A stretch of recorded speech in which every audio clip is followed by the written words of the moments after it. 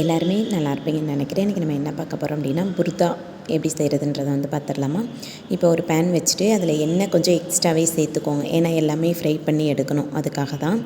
இப்போ எண்ணெயில் பார்த்திங்க அப்படின்னா ஒரு 10 பல்லளவு பூண்டை நான் கோல்டன் கலரில் நல்லா வறுத்து எடுத்துக்கலாம். சரிங்களா, நல்லா கலராக வறுத்துடணும். அப்போ தான் நம்ம பிசைஞ்சு சாப்பிடும்போது அந்த டேஸ்ட்டு ரொம்பவே நல்லாயிருக்கும். சரிங்களா, உங்களுக்கு எந்த அளவுக்கு தேவையோ அந்த அளவுக்கு நீங்கள் மெஷர்மெண்ட் அளவு எடுத்துக்கோங்க. இப்போ எங்கள் வீட்டில் பார்த்திங்க அப்படின்னா நான் ஒரு 3 பேர் அளவுக்கு தான் நான் செய்கிறேன். உங்களுக்கு அதிகமாக வேணும் அப்படின்னா அதிக அளவில் நீங்கள் எடுத்துக்கலாம். அதே மாதிரி ஒரு பெரிய வெங்காயம் எடுத்து நீளமாக கட் பண்ணி எடுத்துகிட்டு அதையுமே நல்லா கோல்டன் கலர் வர்ற அளவுக்கு நல்லா வதக்கி எடுத்துக்கோங்க. வெங்காயத்தையுமே இந்த வெங்காயம்லாம் அந்த ஃப்ளேவர் சேர்ந்து வரும்போது சுடு சாப்பாட்டில் போட்டு சாப்பிடும்போது ரொம்பவே டேஸ்ட்டாக இருக்கும். சரிங்களா, கண்டிப்பாக உங்கள் வீட்லேயும் ட்ரை பண்ணி பாருங்கள். ரொம்ப நல்லாயிருக்கும் சாப்பிட்றதுக்கு. எப்பயும் சாப்பிட்றத விட எக்ஸ்ட்ராவே சாப்பாடு சாப்பிட்லாம், அந்தளவுக்கு இது நல்லாயிருக்கும். இப்போ பார்த்தீங்க அப்படின்னா பெரிய வெங்காயம் இந்த அளவுக்கு நல்லா கோல்டன் கலரில் நல்லா ஃப்ரை பண்ணி எடுத்துக்கோங்க. எல்லாத்தையுமே நல்லா வறுத்து எடுத்துக்கணும் ஆயிலில். இந்த ஆயில் உங்களுக்கு லாஸ்ட்டாக வேஸ்ட் ஆகாது. நம்ம வறுத்து எடுக்கும்போது அது கரெக்டாக ஒரு அளவுக்கு உங்களுக்கு அந்த எண்ணெயும் வந்துடும். நம்ம அதிலே சாப்பாடையும் சேர்த்து பிரட்டி சாப்பிட்டுக்கலாம். அதனால் பிரச்சனை கிடையாது. நல்லெண்ணெய் சேர்த்துக்கோங்க தேவைன்னா. இப்போ நான் காரத்துக்கு பார்த்தீங்க அப்படின்னா 2 பச்சை மிளகாய் 3 வரமிளகாய் எடுத்திருக்கேன். உங்களுக்கு காரம் அதிகமாக வேணும் அப்படின்னு நினச்சிங்கன்னா கொஞ்சம் காரம் அதிகமாக சேர்த்துக்கோங்க.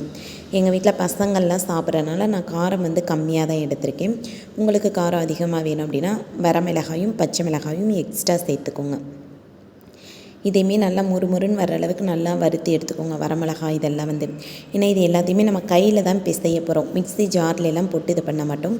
கையில் பிசையும் போது தான் அது உங்களுக்கு நல்லாவே டேஸ்ட்டாக இருக்கும். கருவேப்பிள்ளை கொஞ்சம் அதிகமாகவே எடுத்துக்கோங்க. ஏன்னா அந்த கருவேப்பிள்ளை சேரும்போது அந்த ஃப்ளேவர் ரொம்பவே டேஸ்ட்டாக இருக்கும் சாப்பாட்டுக்கு. அது நம்ம சாப்பிடும்போது இந்த கருவேப்பிள்ளையோட வாசனை அந்த ஃப்ளேவர் நம்ம சாப்பிடும்போது ரொம்பவே நல்லாயிருக்கும். அதனால் கருவேப்பிள்ளை கொஞ்சம் அதிகமாகவே எடுத்து வறுத்துக்கோங்க. இப்போ தக்காளி நான் 2 தக்காளி எடுத்திருக்கேன். உங்களுக்கு தக்காளி அதிகமாக வேணும் அப்படின்னா அதிகமாக எடுத்துக்கோங்க. சரிங்களா, எனக்கு நான் 2 தக்காளி போதும் அப்படின்னவும் 2ஓட நான் ஸ்டாப் பண்ணிட்டேன். உங்களுக்கு புளிப்பு சுவை அதிகமாக வேணும் அப்படின்னு நினச்சிங்கன்னா நீங்கள் இன்னும் ஒரு 2 தக்காளி கூட நீங்கள் எக்ஸ்ட்ரா எடுத்துக்கலாம். அதே மாதிரி உருளைக்கிழங்கு வேக வச்சு சேர்த்துக்கலாம். இந்த மாதிரி உருளைக்கிழங்கு வேக வச்சு தோல் உரிச்சிட்டு இதே மாதிரி ஆயிலில் ஃப்ரை பண்ணி எடுத்துக்கலாம். அதே மாதிரி பருப்பு வேக வச்சு இதில் நம்ம சேர்த்து கையில் பிசைஞ்சு சாப்பிட்டுக்கலாம். ரொம்பவே டேஸ்ட்டாக இருக்கும். நான் இன்றைக்கி வெறும் தக்காளி மட்டும்தான் சேர்த்துருக்கேன். அந்த தக்காளியில் பார்த்திங்க அப்படின்னா அந்த தோல்லாம் நல்லா வெந்து வந்திருக்கும். அந்த தோலை மட்டும் தனியாக எடுத்துருங்க. தனியாக எடுத்துகிட்டு தூள் உப்பு சேர்த்துக்கோங்க. அது ஆறுனதுக்கப்புறம் நல்லா கை வச்சு பிசைஞ்சுக்கோங்க.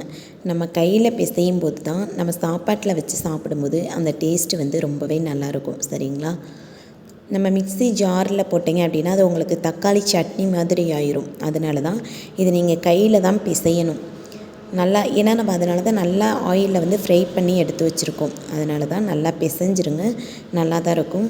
அதே மாதிரி ஒரு பெரிய வெங்காயம் ரொம்ப பொடிசாக கட் பண்ணி எடுத்து வச்சுருக்கேன். பெரிய வெங்காயம் மல்லித்தலை இதையும் சேர்த்துட்டு நல்லா கையிலேயே பிசைஞ்சு விட்டுக்கோங்க. அப்போ தான் நம்ம சாதத்தில் வச்சு பிரட்டி சாப்பிடும்போது ரொம்பவே டேஸ்ட்டாக இருக்கும். கண்டிப்பாக உங்கள் வீட்லேயும் செஞ்சு பாருங்கள். ரொம்ப பிள்ளைங்கள்லாம் விரும்பி சாப்பிடுவாங்க. நம்ம டெய்லியுமே சாம்பார் புளிக்குழம்பு இந்த மாதிரி செய்கிறத விட ஒரு நாளைக்கு இந்த மாதிரி டிஃப்ரெண்ட்டாக செஞ்சு சாப்பிட்டு பாருங்கள். ரொம்பவே டேஸ்ட்டாக இருக்கும். சரிங்களா, உங்களுக்கு இந்த வீடியோ பிடிச்சிருந்தது அப்படின்னா மறக்காமல் நம்மளோட சேனலை சப்ஸ்கிரைப் பண்ணிக்கோங்க. லைக் பண்ணுங்கள், ஷேர் பண்ணுங்கள். இப்போ பாருங்கள், நான் நல்லா அதை பிசைஞ்சிட்டு பார்த்தீங்க அப்படின்னா நல்லா உருண்டை பிடிச்சி வச்சுக்கிட்டேன். அந்த உருண்டை பிடிச்சி வைக்கும்போது நம்ம சாதத்தில் ஒரு உருண்டை ஆளுக்கு ஒன்று எடுத்து வச்சு நல்லெண்ணெய் அப்படி இல்லைன்னா நெய் சேர்த்து சாப்பிடுங்க. ரொம்பவே டேஸ்ட்டாக இருக்கும். அடிக்கடி உங்கள் வீட்டில் குழந்தைங்களும் இது மாதிரி செஞ்சு தர சொல்லி கேட்பாங்க. சரிங்களா, உண்மையாகவே நான் சாப்பிட்டு பார்த்தேன். ரொம்பவே டேஸ்ட்டாக இருந்தது. அது என்ன சொல்கிறது, டிஃப்ரெண்ட்டான டேஸ்ட்டாக இருந்தது. இப்போ சாப்பாடு எடுத்துகிட்டு ஒரு உருண்டை எடுத்துகிட்டு நான் நல்லெண்ணெய் சேர்த்துக்கிட்டேன். உங்களுக்கு நெய் வேணும் அப்படின்னாலும் நீங்கள் நெய் சேர்த்துக்கோங்க. சரிங்களா, ரொம்பவே டேஸ்ட்டாக இருந்துச்சு. கண்டிப்பாக நீங்களும் உங்களோட வீட்டில் இந்த புர்தா ட்ரை பண்ணி பாருங்கள். செம்ம டேஸ்ட்டு. சரிங்களா, உங்களோட கருத்து என்ன அப்படின்றத கமெண்ட்டில் சொல்லுங்கள். கண்டிப்பாக உங்கள் வீட்லேயும் சாப்பிட்டு பாருங்கள். இதே மாதிரி நம்ம அடுத்த வீடியோவில் மீண்டும் சந்திப்போம். பாய்.